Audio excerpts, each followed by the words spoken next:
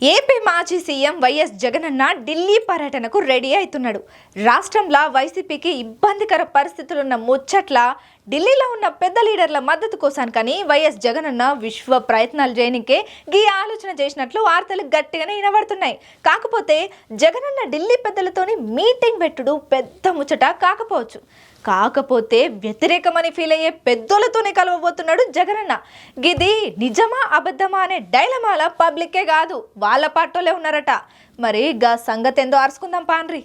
ఇక కలవకూడని రెండు గ్రహాలు కలిసినాయి, కలవకూడని రెండు దిక్కులు కలవబోతున్నాయి అయ్యా. అగో ఎవరి గురించి అయ్యా గింతగనమనంటే ఏపీ మాజీ సీఎం జగనన్న ఢిల్లీ టూర్కు రెడీ అవుతున్నాడయ్యా. రాష్ట్రంలో వైసీపీకి ఇబ్బందికర పరిస్థితులున్న నేపథ్యంలో ఢిల్లీల పెద్దలతోని మద్దతు కోసం బాగానే ప్రయత్నాలు చేస్తున్నట్టుగా దీనికోసం అని చెప్పి ఒక కార్యాచరణనే రచించబోతున్నాడట. రాజకీయంగా వైసీపీ ఆంధ్రప్రదేశ్ లో నిలబడాలనంటే ఖచ్చితంగా ఢిల్లీలో ఏదో ఒక జాతీయ పార్టీ మద్దతు పక్కా కావాల్సిందే. కాకపోతే ఇప్పుడు కాంగ్రెస్ పార్టీకి జగనన్న దగ్గర కాలేకపోతున్నాడు. తెలంగాణలో కాంగ్రెస్ పార్టీకి రేవంత్ రెడ్డి కీలకంగా ఉండు. ఇక ఈయనకు లోపల కోల్డ్ వార్ గట్టిగానే ఉన్నదట.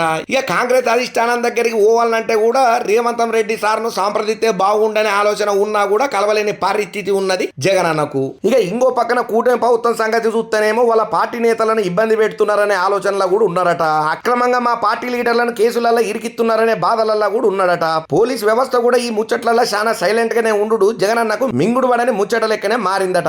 ఇక ఈ పోలీసు వాళ్ళందరూ ప్రభుత్వానికి అనుకూలంగానే పనిచేస్తున్నారు, మాకు మాత్రం వ్యతిరేకంగానే పనిచేస్తున్నారని చెప్పి జనంతా గట్టిగానే ఢిల్లీ పెద్దలతోని మాట్లాడాలి, ఇక్కడ తెలంగాణ రాజకీయాల గురించి వివరంగా చెప్పాలనే ఆలోచనతో ఉన్నాడట.